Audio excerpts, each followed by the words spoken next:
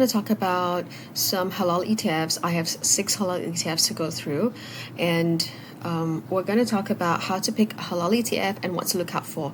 So it's not just putting your money in a halal ETF because you don't want to lose money from inflation, for example, and don't just pick any halal ETF. Please look at the performance, the expense ratio, and what you can stand to gain if you just leave it there for maybe, we're talking about long term, like 10 years or so, 10 years, 20 years. Okay, so please do not leave your money in a savings account, especially if it's interest based, and even if it's not interest based, you'll be losing money through inflation, because whatever that is being paid out, whether it's dividends or gifts from the bank, from your Islamic savings account, you can leave some savings there, but please invest the rest of your extra money to help to grow it, so that you can prepare for retirement. So if you're interested in learning what I'm going to share today, or how to analyze your own stocks, or which stock market to invest in, you're very new to investing, you only know like riba based investing, or the only way to grow money is through interest, then this is a whole different world, and I'm very happy to share this with you, because I feel if more of us know about such things, then there is more of us, more women, Muslim women, who can invest and be more confident of what you're doing or how you're growing your money, and that will bring the net worth of Muslims to a next new level, and that's really exciting. So if you're interested in such things, I'll be starting the halal investing system, where I'll be sharing all these in a lot of details, everything you need to know to get started. Just put your interest in the comments section. All things halal investing, and today I'm going to talk about halal ETF. It's a safer option compared to picking your own individual stocks. The first one we're going to dive right in is the SPUS, which is it tracks the S&P 500.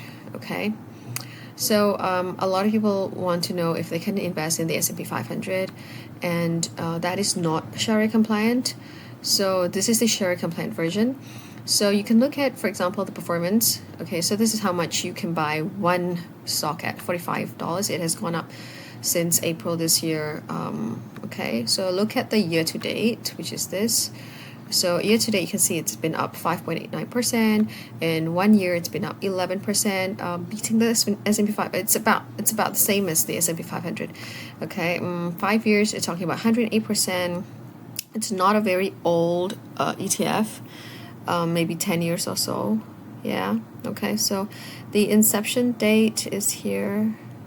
Where is it? Yeah, so it's actually started in 2019. Okay, here, and okay, so you can see the summarized performance here, which is 1 year return, 3 years return, and what are the holdings. This is important as well. So it's very heavy, tech heavy. You can see here the sectors, and is also mainly based in the US, or almost all based in the US. Okay, so the second one we're going to look at is the HLAL. It is now around $54 for each lot. This is under the Wahid FTSE, also mainly based in the US. So they have another Wahid fund, which I'll go through next. Okay, so just now I forgot to mention the expense ratio, which I'll summarize later on. Okay, so the expense ratio for this is there. It's here, 0.5. Okay, again we're gonna look at the 6 months growth or performance is 1%. Year to date is 2.42%, which is not as good as SPUS. 1 year is 5%. 5 years is about 93%, and again it is not a very old fund, so it's about the same as SPUS. It was started in 2019. Okay, so this is a summary of its growth. It's not bad. It's pretty good. Quite similar to SPUS. They're also tech heavy, so and mainly based in the US, which is a very strong market at this point of time. And now we're going to look at the another Wahid fund. This is the world ETF, which means that they have companies or holdings in different parts of the world. I'll go through the holdings later on. So we're going to look at year to date. Year to date is 12.27%. 1 year is 6.71%. So this year it's doing not bad. Okay, 5.74% for 5 years average. And all, so this is not as high as HLAL, the first and second one that I've gone through. It was incepted only 2022, so not very old fund, just about 3 years. Sometimes it takes some time before these funds start to perform better, as they manage the fund. It's usually managed by fund managers. And the expense ratio is much higher, is 0.65%. Anything between 0.5 to 1 is considered high. Okay. But most Islamic ETF has a pretty high expense ratio, but this is one of the higher ones. Year-to-date returns, you can see over here, the summary, 6.14%, and 3-year return is about 10%. Each year is 6%. So if you're thinking about inflation around 3%, 2%, you're beating it by a little bit, and that's still better than leaving it in a savings account. They're tech heavy as well, but not as heavy. You can see here they have companies in other parts of, like this is in the UK, and ISML is also, so all these, not all are actually based in the US. So, and Samsung, right? So these are all not based in the US. TSM is also not based in the US.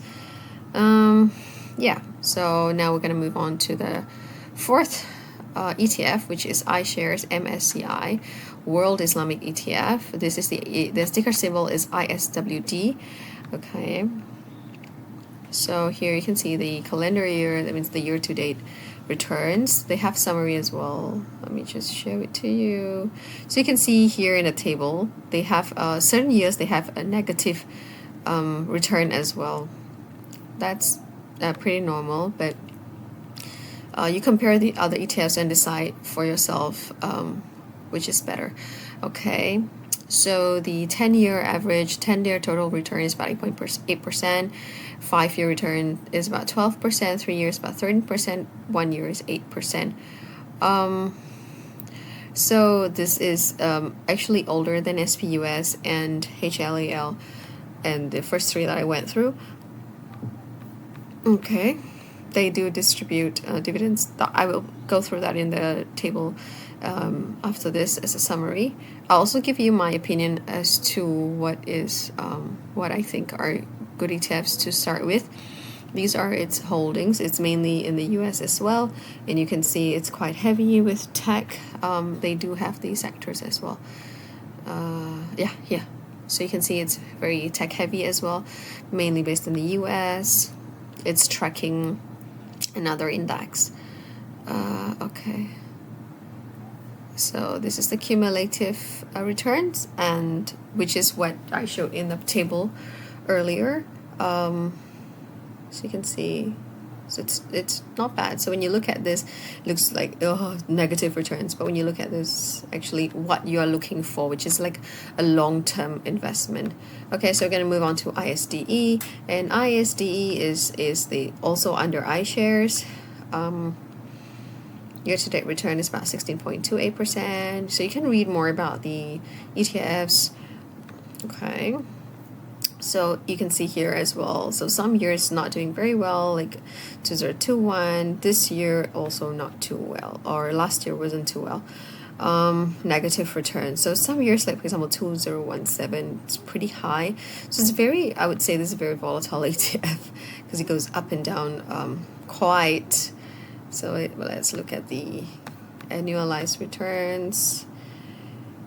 Yeah, you can see much lower compared to the first 3 to 4 ETFs that I've shared. And not as high. 10-year return is not as high as, for example, iShares, right? It's about 117%, and this is ISDE. ISDE is a bit lower, so not performing very well. This is emerging market, which means that there are this is the Irish domicile ETF, and yeah, this is where these are the companies that they invest in, the top companies that they invest in, and is also heavy on tech, but it's only 29% actually. Then the rest are distributed out to other industries. Okay, so this is where it's listed. Okay, and what is the ticker symbol?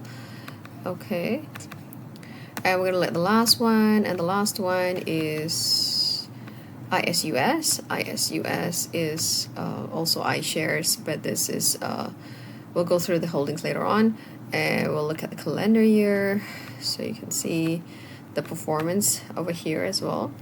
Okay, and you can see some years are negative. This is negative, negative, negative, but the rest of the years are pretty good, pretty okay. And let's look at annualized returns. So annualized returns is not too bad, on average around 10%. Cumulative is pretty good as well. So you're looking at 10-year return, pretty good. Okay. So this is also Irish domicile ETF. Yeah. So they do distribute dividends. Okay. And these are the companies that they invest in, mainly US companies, and very tech heavy. Almost 45% is in IT, and the rest are in small percentages. This is listed on the London Stock Exchange as well as Bern Stock Exchange. So I'm going to show you a summary. Okay, so the first one. Okay, so this is a summary of all the 6 ETFs that I talked about.